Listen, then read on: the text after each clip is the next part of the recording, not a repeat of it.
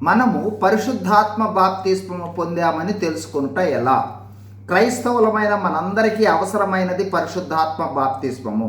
అయితే ఈ బాప్తిస్మము పొందకుండా పొందామని, పొందలేదనుకునే అవకాశాలు ఎక్కువ. కాబట్టి పరిశుద్ధాత్మ బాప్తిస్మము పొందామా లేదా అని సంపూర్ణమైన గ్రహింపుకు మనం రావాల్సి ఉంటుంది. అందుకోసం వాక్యం చదివి గ్రహించుట అత్యంత ప్రాముఖ్యం. మరి ముఖ్యంగా నూతన నిబంధన గ్రంథాన్ని చదవాలి. ఎందుకంటే మనం వినే బోధల్లో పరిమితులుంటాయి. బోధించే పరిమిత సమయంలో అన్నీ వివరించలేరు. ఇంకా అనేక పరిమితులు కూడా ఉంటాయి. కావున బెరయా సంఘం వారి వలె అనుదినము బోధించిన తరువాత దినదినము లేఖనములు పరిశోధించడం తప్పనిసరి. అపోస్తుల కార్యములు 17:11.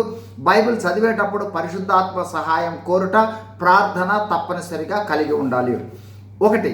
యేసు ప్రభు పరిశుద్ధాత్మ బాప్తిస్మం పొందిన తరువాత పరిశుద్ధాత్మ పావురము వలె వచ్చింది. పావురము శాంతి సమాధానానికి సూచన. అంటే పరిశుద్ధాత్మ బాప్తిస్మం పొందుకుంటే చెప్పశక్యము కానీ మహిమాయుక్తమైన ఆనందము, సంతోషంతో పాటు శాంతి సమాధానాలు వస్తాయి. అంతేకాదు దేవుని స్వరాన్ని వినే అనుభవంలోనికి వస్తారు. మత్తయి 3:16-17. 2. పరిశుద్ధాత్మ మీ మీదకు వచ్చినప్పుడు మీరు శక్తి నొందెదరు. అపోస్తుల కార్యములు 1:8.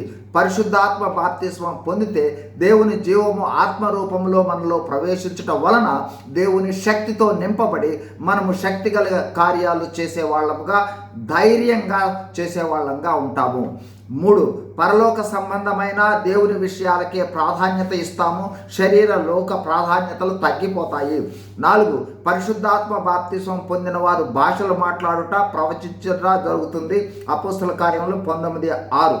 అలాగే ఆత్మ వరాలను వారు కలిగి ఉంటారని గ్రహించాలి. 1 కొరింథీ 12:8-10.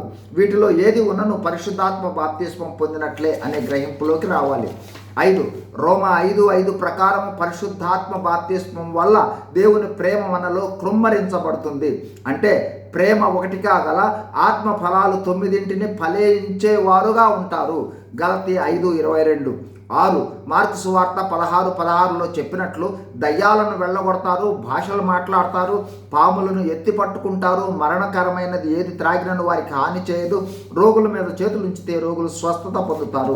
ఈ విధమైన అనేక అనుభవాలను పరిశుద్ధాత్మ బాప్తిస్మం పొందిన వారు కలిగి ఉంటారు.